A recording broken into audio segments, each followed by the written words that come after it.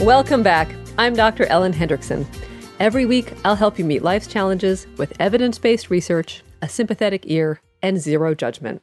We'll use the best of psychology to help you be happy, healthy, and most importantly, yourself. Bipolar is a term that gets thrown around a lot these days, often in a demeaning way as shorthand for indecisive or inconsistent.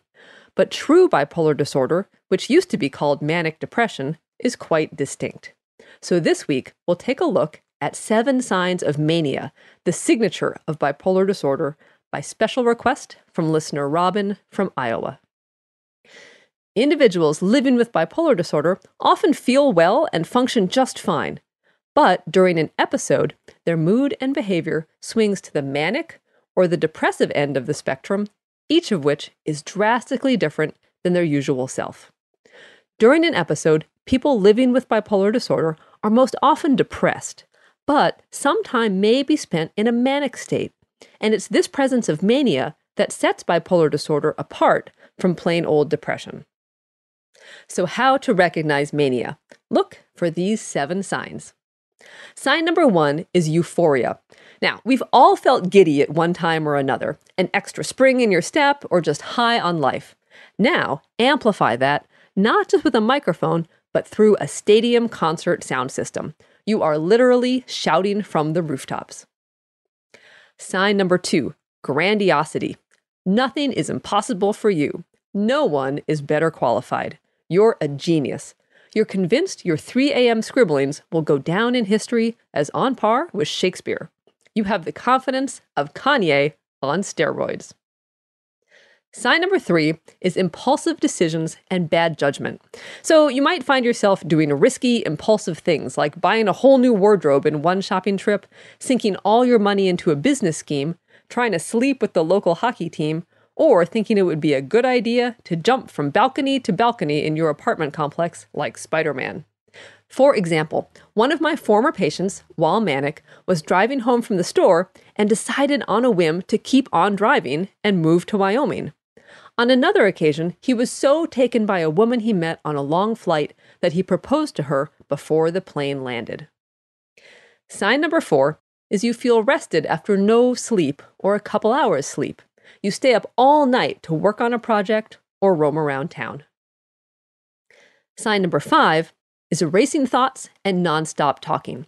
You jump from subject to loosely associated subject, punctuated with plays on words, laughter, or singing. Sign number 6 is irritability. Mania isn't necessarily happy. It can be irritable and explosive as well. Extreme irritability may turn into aggression, but it's important to remember this doesn't necessarily mean danger to others.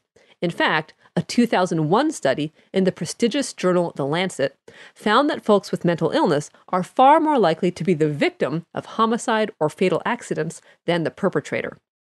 Remember, when manic, folks think they're invincible and have bad judgment, not the greatest combination for staying safe. And sign number 7 is that mania gets in the way of life. Unsurprisingly, all these signs in combination interfere with life, whether that's getting to class, focusing on work, or taking care of kids. Mania is officially diagnosed if it lasts longer than 7 days, or you land in the hospital, whichever comes first. So put it all together, and what does mania look like? Consider these 2 mashups of various patients. We'll call them Eli and Angela. Eli is 20 and a junior in college. He's taking a break from school this semester due to a debilitating depression. But over the last couple of weeks, he's been staying up all night typing away on his laptop. He's been sleeping about 2 hours a night and says he's never felt better. He has an idea for an app, he says, that will change the world. He sent long, rambling emails to the CEOs of Microsoft, Apple, Google, and several other companies outlining his idea and planning the IPO. He's also simultaneously writing an autobiography, since this app will be so big he'll need to remember this time for the history books. He talks loudly about his project nonstop, laughing at times that aren't really funny.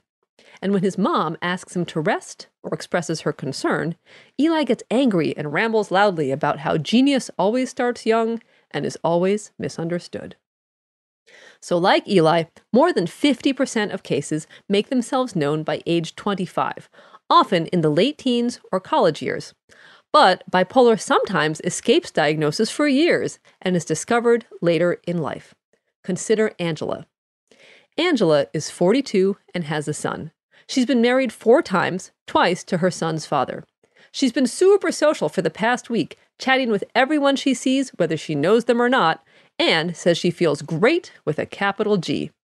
After cleaning her whole house top to bottom last Wednesday, she took her son to soccer practice and, instead of watching from the sidelines, joined in on the field to help get this practice moving, she said, and then she tried to kiss the coach. Over the last couple of days, however, she's been in bed most of the day.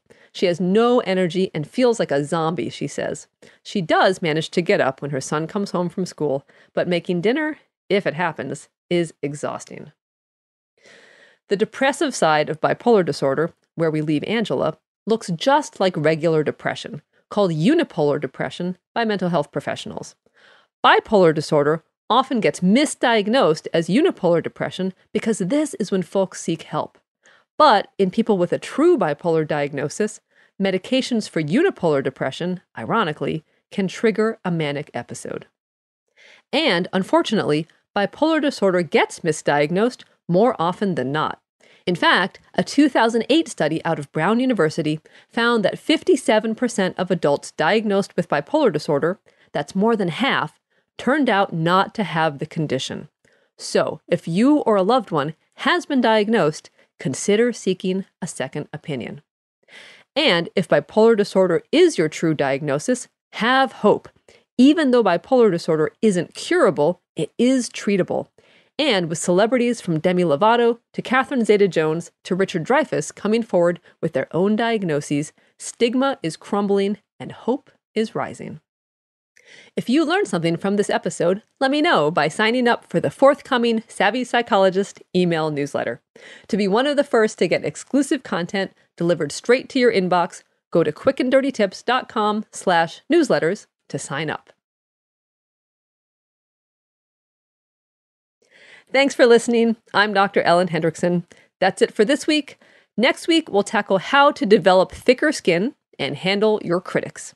But in the meantime, a transcript of the podcast, references for the studies I mentioned, and the quickly growing archives are always available on quickanddirtytips.com/savvy-psychologist. And I always have to say, the Savvy Psychologist is strictly for informational purposes and doesn't substitute for psychiatric care or psychotherapy by a licensed professional. Thank you so much for listening. I'll see you next week for a happier, healthier mind.